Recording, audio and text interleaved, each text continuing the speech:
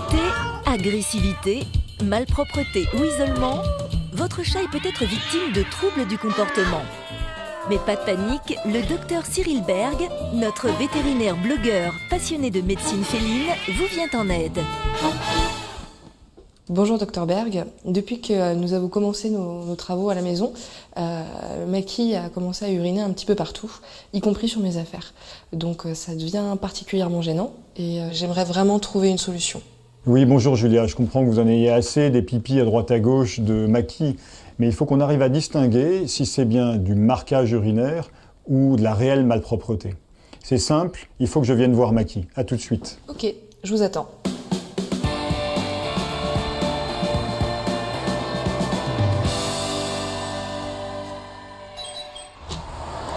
Bonjour. Ça va? Très bien, et vous?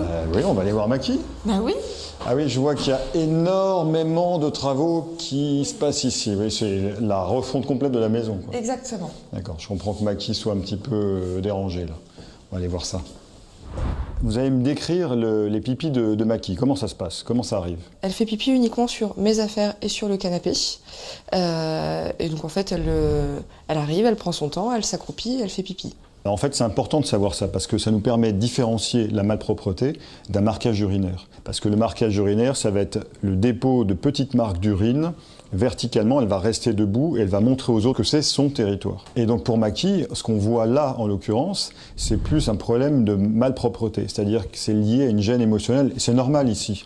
Avec tous les travaux qu'il y a en ce moment, elle est très perturbée. Son territoire est très perturbé. Alors comment vous avez réagi, vous, quand vous l'avez vu faire?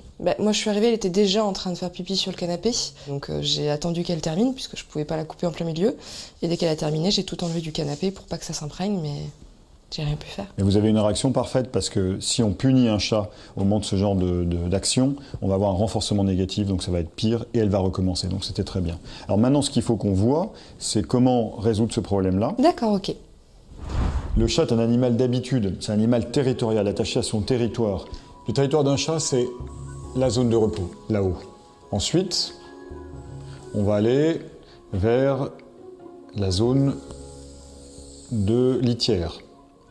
Ensuite, on va repartir vers une zone là qui va être la zone de prise de repas. La chasse, le chat a besoin de se dépenser, donc il faut lui fournir de l'activité. Entre chaque zone, on a des couloirs de passage.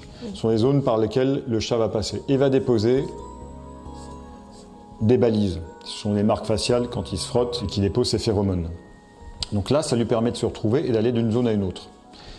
Le problème, c'est que lorsqu'il y a des travaux, par exemple, on va mettre des obstacles sur ces couloirs de passage et le chat bute ici, ça crée un stress, ça va se manifester chez elle par de la malpropreté. Alors pour Maki, ce qu'on va essayer de trouver comme solution, je pense qu'on en a deux.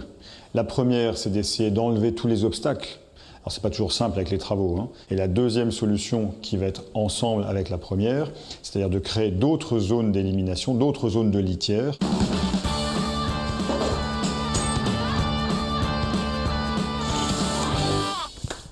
Ça y est, maintenant on a désencombré le couloir de passage de Maki et là où elle passait avant, c'est disponible. Donc elle va pouvoir accéder facilement à sa litière et maintenant ce qu'on va voir, ce sont les zones où on va pouvoir installer une autre litière.